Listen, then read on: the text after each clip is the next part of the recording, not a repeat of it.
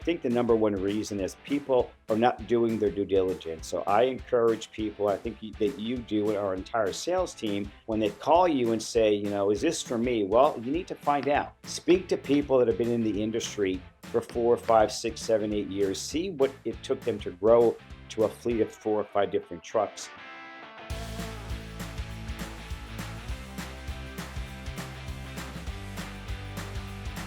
Welcome back inside of Trash Chatter. I'm your host, Victoria Conway, and today I'm pleased to be joined by John Conway, owner of Sparkling Bins. Excited to talk to him about 2025 and see what's to come in 2026. John, how are you? Victoria, I'm doing well. Thank you for asking. It's Monday. It's a great week. Absolutely. Been off to a great start. Excited to share with our listeners and our viewers about the different implementations we've added in this new year. But before we get to that, let's maybe recap 2025, what we saw from the industry, what we saw from clients. What were some of the highlights you feel for the trash bin cleaning industry? 2025 was a breakout year for us. If we go back, the 12, 13 years of manufacturing was a record year. We finished with 90 builds out the door, which was 50% increase year over year. And I think we're seeing the trend continue into the early part of 2026. So I think the industry remains extremely strong. It's really gaining momentum. We're seeing definitely a different clientele that are reaching out to us, people that are own other businesses, this not being their first business venture. So last year was a great year. Looking forward to having a phenomenal 2026. Absolutely. And for us as a company, one of the highlights I would say is that in late November, we made our move into our operations facility. You can see behind me out that window. That's where all the trucks, all the trailers are being built. And it's great now when prospects come in or clients, they get to see a 30,000 square foot operations facility with different items up and running, which is exciting for all of us. And maybe you can elaborate more so on the manufacturing side, different things that you think it's allowed us to improve in terms of efficiency and just overall growth for the company. Yeah, so great. So first off, let me say, Victoria, you probably have the best view in this office. You get to Definitely. see everything that's going outside, which is pretty cool. And certainly, yeah. So our move happened. It was official November 1st, long overdue. We had talked about this for a couple of years. Our lease finally ran out, and we just felt it made sense for us to move our entire team into this operations facility. We have enough office space and all that. But what's great about this is that what was happening is that 65 to 70% of the builds were happening here, and then being transferred 6.5 miles up north or south of here to our other office. And we were working on all the plumbing, or some of the plumbing, electrical work, the strobe lights, the back cameras, and sometimes the trucks and trailers have to come back here. So it just made more sense from an efficiency perspective to have everyone working together under one roof. So this is truly a one stop shop now. It's all done at the same facility. Both areas work extremely well together. It's the actual synergy is phenomenal. So our number one goal behind this was to improve our efficiency, and we've seen, Victoria, I think you've seen it too, because you're very much involved in what's going on the operations side, not on the sales side, but you're seeing that we're getting things done. I think we finished last year at about 13 weeks was the average build time. I think right now we're seeing less than 6 weeks in some cases, sometimes sooner, sometimes 7 to 8 weeks. But our goal this year is to finish 2026, our average completion time at 8 weeks from the time a client gives us a deposit to the time that truck or trailer is finalized and complete. Absolutely. I think the best way to describe coming to the operations facility, one of our clients, Jersey Garbage Can Cleaners, they picked up their second truck in the fall, and their driver said when he sat down and met with you here that he finally felt like he was meeting Willy Wonka. Like he finally got to come to the factory and see everything in action. Because we can post videos, we can make blogs about it, but obviously being here in person, seeing a hopper leave, come back powder coated, get mounted, and get to the next step has been great. And I think our entire team has embraced it, and it's allowing us to get these things out faster, which is great because obviously people want to get launched as soon as possible while we help them build the branding, the marketing. So that's an exciting thing that I think was a perfect way to end 2025 and catapult us into 2026, which is where I want to ask you, what do you expect from the industry in 2026? Where do you want to see things go, not only for sparkling bins, but the entire trash bin cleaning community as a whole? Yeah, Victoria, to kind of piggyback on what you said before, what we've seen a lot is when clients are coming in for training, especially the folks in Jersey, like people that are, of course, Jersey bought their second truck. But when we have first time people getting into the industry, we're coming down here just to meet with us, right? To understand what trucks or trailers they want. And a lot of people have come down here looking for, let's say, an SB4 gas model, and they see a PTO truck that they were building and they, wow, this is really what I want. So it's helped people kind of come here. They see what's happening. We typically have at least five or six or seven trucks and trailers pretty much in the completion mode, so it's giving people the opportunity to say, wow, I came down here looking for a single trailer, but I like the double trailer. So really, to your point, going back to the Willy Wonka factory, this is where the magic happens. And it's been great. It's been received very well from our prospects as well as our existing clients. So having said that, you had, the question you asked was about 2026. Mhm.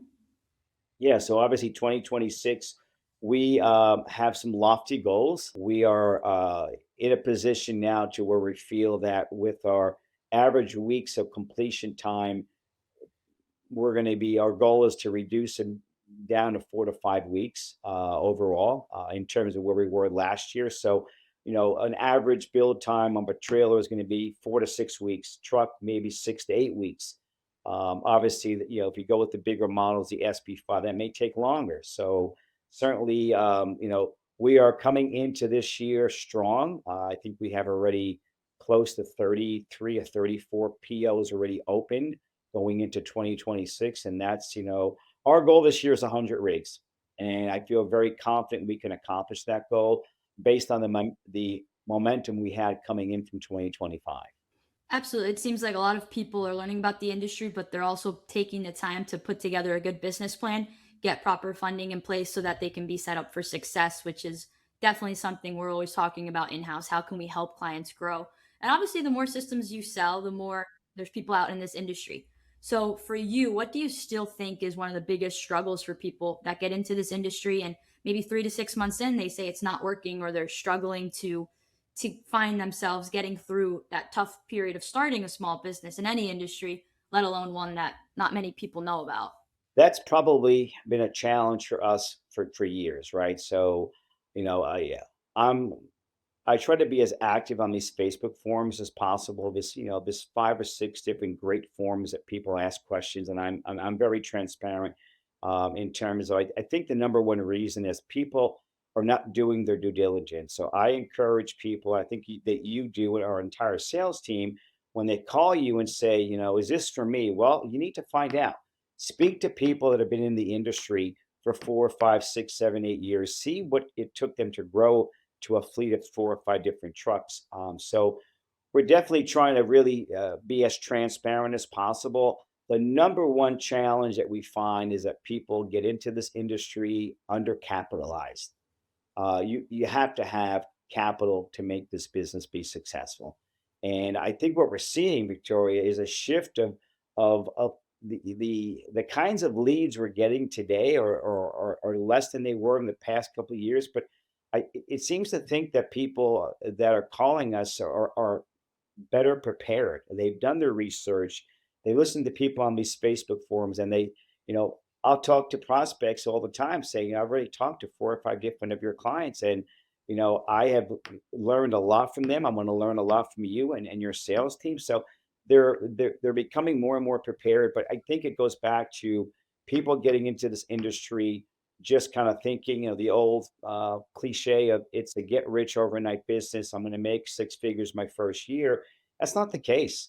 So it's undercapitalization. People need to understand that you're not going to make money your first year. If you do, it's the rare occasion.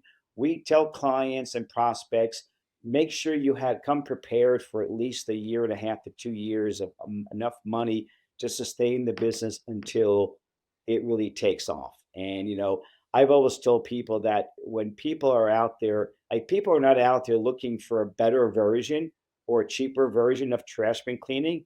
They don't know the service exists.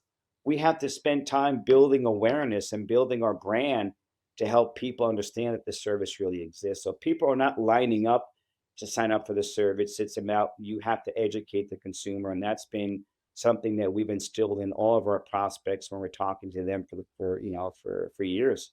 Absolutely. And I think people welcome that upfrontness because of the fact that a lot of people out there try and tell you that some things get rich overnight just to get you to try and buy from them.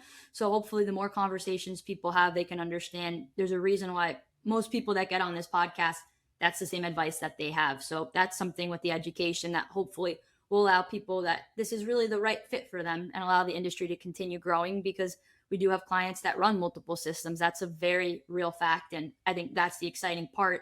And with the new year, John, obviously comes new initiatives. And in house, we're always thinking of new ways to enhance our machines. What are some of the highlights you would say heading into 2026 for new things that might be taking place on our systems, even if it's a small change, but something we've designed to hopefully help clients clean bins in a more efficient manner? Yeah, so we have a lot of things this year, and a lot of things that we implemented towards the latter part of last year. And I'll go on record as saying I'm very, very grateful to have Jason Proctor on our team. Him and I work very closely along with David Sanchez on a lot of things, and I can tell you some things that we've implemented last year that were really, really simple changes, but have had a tremendous impact. One is a flush valve. We now have, for years you'd hear clients saying, or our discharge, was getting clogged up with grass clippings and what have you. Now we have a simple valve that we add on when it gets clogged up. You're not getting under your truck with the broom and unclogging, and all that water kind of falls on your face, or getting a pressure washing wand.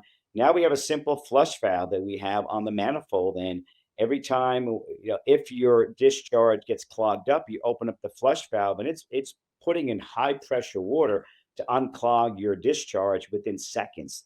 So that's been number one. Number two, we've implemented a guardrail around all of our SB4 trucks.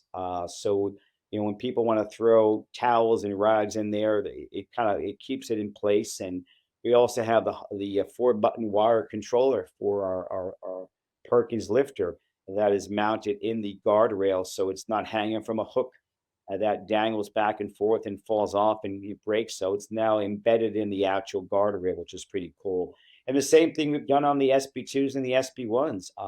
So we have a permanent fixture that the 4-button controller gets bolted on, and it's not hanging from that hook that over time just falls off and gets damaged all the time. So those are a couple of small things. We've built a complete diagnostic tool on our heaters. So whenever a flow switch goes bad, so what happens in today's world, a client calls with the heater problem, and then we're asking, okay, well, check this, check this, check this, check this. Okay, maybe it's this, maybe it's this. Now on our heaters, we have a control panel that's going to show you if the flow switch light is not on, your flow switch has gone bad. That's why your heater's not working. We have a pressure gauge for the fuel pump. If your heater's not working, and if that pressure fuel PSI gauge is not reading the right pressure, your pump has gone bad. So it's just making it easier for our clients to troubleshoot. They have one board on your heater, and they can see if all the lights are working, your heater's good. If one light's not working, your problem is this, versus having to tackle 5 different things at the same time. Just trying to make it easier for our clients. Definitely. And I know for our clients, the more things we can implement, the better. They do a great job of also trying to educate themselves so they can start to self diagnose. And of course, they always have David Sanchez and our service team at their disposal. And towards the end of last year, we also made a shift, which I think a lot of people can agree upon that it's helped our efficiency in terms of servicing clients that have our machines and need to reach out to someone. And that was a personnel shift for David Sanchez. He no longer does operations, he is full-time service, getting back to our clients, being able to be active, a part of the Facebook groups. How do you think that shift within our company allowed for David to not only grow but also give our clients better access to our service team and faster response times? Yeah, Victoria, it was something that was probably long overdue.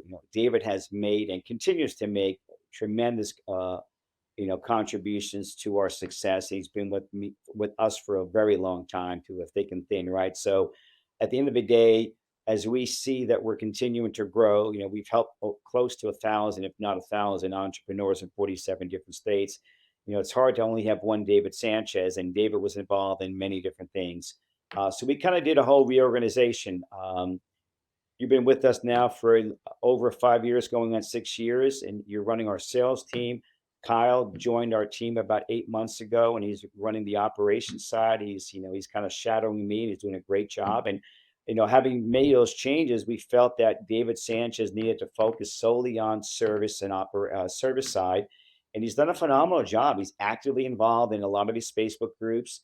He works alongside with me as well as Jason Proctor in terms of. So our goal is to basically have that one point of contact, and with that comes a lot of other things that we're introducing, such as AI, which we can talk about later on. But that whole move was made to really streamline the process and be able to focus, have a service team that David's responsible for, to be able to provide immediate service to all of our clients when they're down, when they need us the most.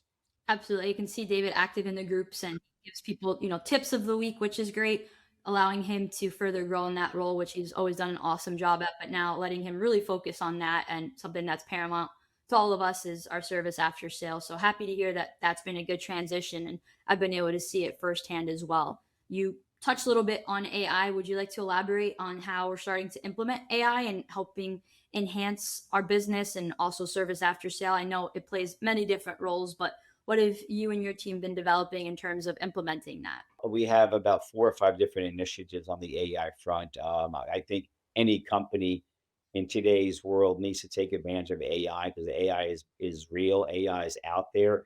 One of the things, we're not looking to replace bodies and FTEs and people, but at the end of the day, introducing AI. So we're kind of starting in phases. The first thing we're doing is that we all know we have a Sparkling Bins maintenance and Facebook group, right?